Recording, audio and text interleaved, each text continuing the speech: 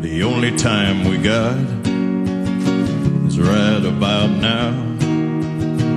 I cross my heart, I take the vow, I'll never turn, I'll never bend. I'm with you now until the end. All right, we're going to continue to go to your calls in just a moment, but I just want to say that Pat Buchanan wraps this article up with these words. At the end of the first decade of the 21st century, the question is not whether we will preside over the creation of a new world order, but whether America's decline is irreversible. You see, we already really have presided over this creation of a new world order in the military sense, and we've allowed the banksters to come in and just do whatever they want. But our decline is part of this new world order program, and I don't think that Pat Buchanan sees that in the proper light. All right, let's continue to go to callers. Let's go to Steve in Michigan. Steve, you're on the line. Hi, Jason. How are you doing this evening? I'm doing all right. I have one question. Well, actually, a couple of comments and one question. Could you comment on a documentary called The Disclosure Project, Dr. Stephen Greer? Yeah, I've watched it. I've watched the whole thing. Well, dude, here's my deal. Here's my deal on the Disclosure Project. And for those who don't know what the Disclosure Project is, I want to say that one took place in 2000. I want to say it was right before 9/11, but there might have been one in 2003. But they were like these 2-hour-long conferences where different people from the military and other Department of Defense program projects went up and said, you know, either they had encountered a UFO or extraterrestrial life. The stories are skewed everywhere. Some of those people are genuine. Some of those people are definitely disinfo agents. I mean, just some of the stories out there that can't be backed up in any way, shape, or form. Now, I feel a lot of people out there are very sincere in what they believe that they saw, heard, or witnessed, you know, whether it be EBEs, extraterrestrial biological entities, or just UFOs in general. However, you know, a lot of disinfo is out there, and there just has to be evidence to back it up. I want to see all these projects be declassified. I want to know the truth, but I got to tell you, I really do not trust Stephen Greer and some of the other people out there. I hope that clears up my opinion there, Steve. I appreciate the call. Let's go to Karen in Oregon. Karen, you're on the line. Hi, Jason. Thank you for taking my call and for all that you do in the name of waking the rest of us up. Oh, thank you. I would like to touch on the taxes, the illegal taxes, and the 1040. You had an earlier guest who was talking about it.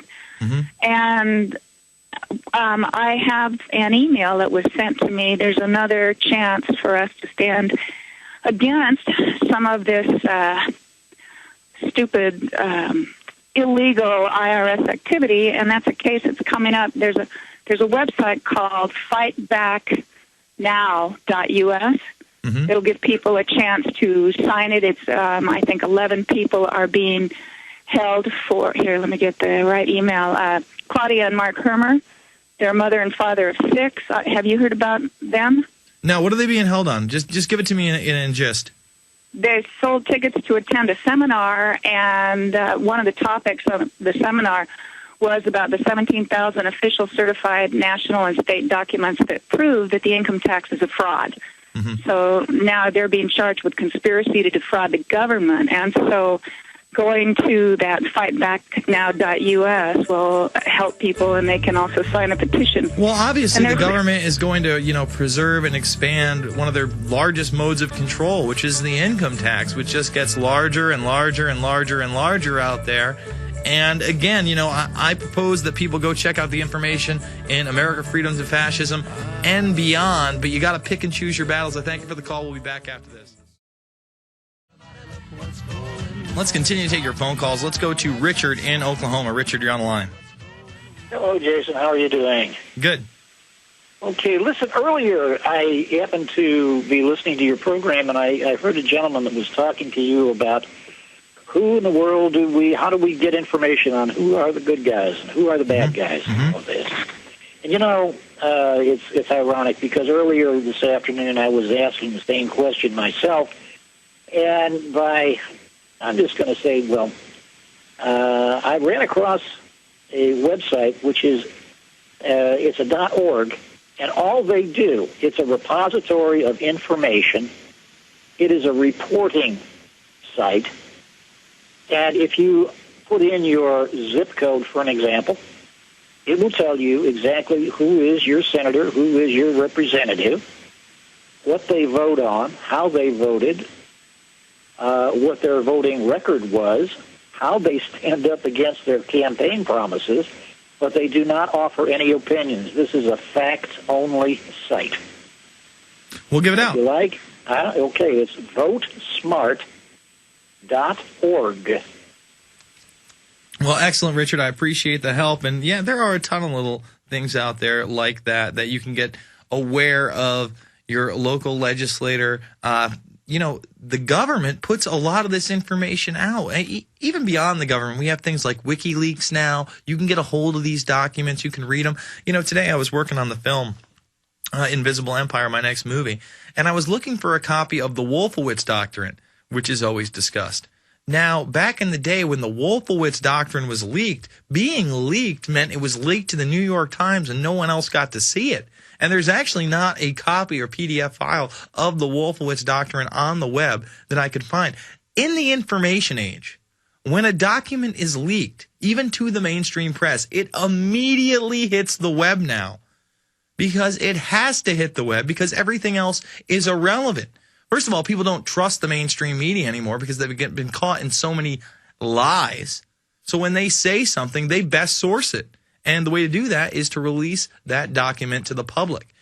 And we just need more people who are aware out there, who are willing to do the nitty-gritty, who are willing to do the homework, who are willing to find the truth. And once they do find that truth, you have to activate. You have to do something with it. You have to progress. You have to move forward. You have to evolve with the information. You can't just sit on your laurels and say, oh, well, I know that now. Good for me. No, tell others. Get them involved as well. That's how movements are started. That's how we can come together and combat this quote-unquote New World Order system. This one's out of the Inner Press Service News Agency. This one basically is talking about the emergence of the New World Order after the Copenhagen Climate Agreements. This is today. Some proponents of this view believe that the president is moving slowly but steadily toward building a somewhat more democratic global order of great powers, including emerging giants as well as long-standing heavyweights. Again, this is all pro-New World Order, pro-global governance. They see Obama's championship of the G20, which he hosted at the Pittsburgh Summit in September, as the replacement for the G8, as well as the last-minute deal he crafted in Copenhagen with China, India, Brazil, and South Africa as indicative of his vision for a new world order. So again, it's okay when the mainstream press talks about a global government and a new world order. But when I talk about it, and I say that it's not a good idea, that we shouldn't be for this, well, then I'm crazy. Welcome to the multipolar century. This one is out of the star.com. You can check it out. David Rothkopf, who's been talked about on the Alex Jones show before, who served in the administration of former U.S. President Bill Clinton.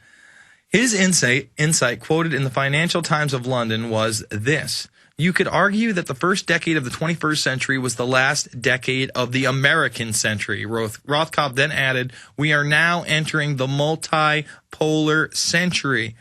It expresses also the essence of the new world order of multilateralism that began to take shape last year with the establishment of the G20, or group of 20 nations, to replace the U.S.-dominated G7 of Western insiders, Canada included, and also by the Copenhagen Conference on Climate Change. So again, the Copenhagen Conference on Climate Change, not really about climate change, really about a global carbon tax and a world governing body, which was set up.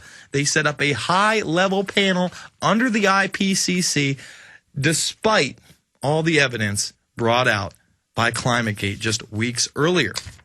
Now, on a more local level, the Des Moines Register has this to say. And again, this promotes the multiculturalism. And then if I attack this article, I'm a racist. This is how they promote their New World Order agenda.